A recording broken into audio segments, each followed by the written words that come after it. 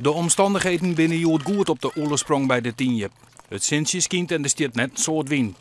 Freddy Wennemars is oppermachtig. Het githut en de baan is kwad. Daar mag je als deelnemer nog goed om denken, want voor je het weet vliegen je van het ijs af. Dus als je achter ligt, je ligt een metertje achter, dan is het wel, en je bent niet bang, dan moet je gewoon strijden tot aan de streep. Want dan kun je nog winnen. Want meestal gaan de meeste mensen al voor de streep in de ankers, dat je anders op de dijk komt. Juster Jong wint de kwartebaanwedstrijden in Nijenlemmer. Daar hebben 35 deelnemers. Volle meer als Jood, al is het nou beter rijden. Veel beter. Ja, gisteren was het echt super koud. Toen moest ik echt gewoon constant in de auto zitten, stoelverwarming aan. En nu, nu kon je gewoon lekker in de zon blijven. Het was gewoon een soort wintersport. Nou, dit is machtig mooi.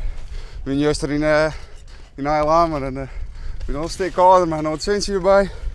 Dus dit bevalt me hartstikke best. Ja, het gaat natuurlijk wel om het winnen, maar dit jaar wat extra's? Ja, dit is, ik vind het volle mooier als op in Tialverrieden. Dus ja, ik vind het machtig. Publiek is er net een soort, maar Dieter vindt het mooi. Ik kom uit Heerenveen, dus ik kom regelmatig in Tialf. En dat is natuurlijk prachtig mooi ijs. En hier heb ik echt een maatje van mij. Alle dingen die de natuur jouwt. De kjeld, de wind, het hobbelige van het ijs. Ja, dat maakt het wat het leuk is. Snelheid, atleticiteit van het jongens. En schitterend ijs, toch? En dat het natuurijs is? Ja, natuurlijk. De eerste prijs is maar €150. Het is belangrijker om een traditie in ere te houden.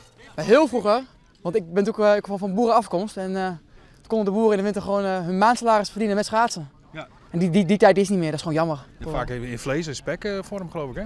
Ja, nee, dat je gewoon kon eten. Ja. Dus, ja, dat hoeft nou niet meer. Hoeft niet meer, nee. Gelukkig niet.